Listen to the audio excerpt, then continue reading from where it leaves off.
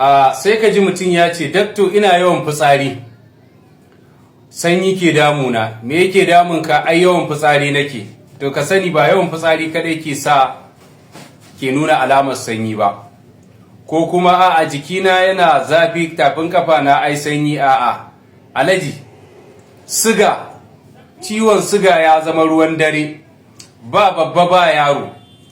Idan kaga kana yawan fitsari, bakinka na canza, na ɗashewa, fatarka na canzawa, idanka na canzawa, rashin gani dishi-dishi, jim kaɗan kai fitsari a dare sai ka tashi so 30, tafin kafa ya dinga zafi, to wannan yana daga cikin alama na ciwon siga. Aje ai gwaji domin a tabbatar ba wai sanyi bane. Abin da yasa muna kokarin mu wayar muku da kai, ba kowane ciwo bane ciwon sanyi.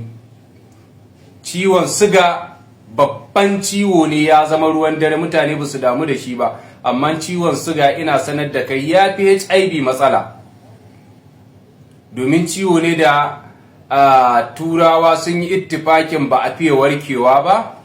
So a ƙarƙashin haka muna cewa akwai magani ana warkewa, duk da ya rabu, akwai type 1 akwai type 2. So amma ga masu buƙatar magani, akwai maganin da muka tanadar da shi wanda za ka yi amfani da shi cikin sati 8 insha Allahu rabbi za ka warke daga matsalar shuga. Masu bukata za su iya ɗaukar lambar mu a profile, duk inda kuke a faɗin duniya za mu iya aika muku magani. Jama'a a ci gaba da bibiyan wannan channel na Mai Godiya Online TV, don Allah ku ci gaba da sharing wannan aiki na alkhairi a YouTube ko Facebook da kuma TikTok. Jama'a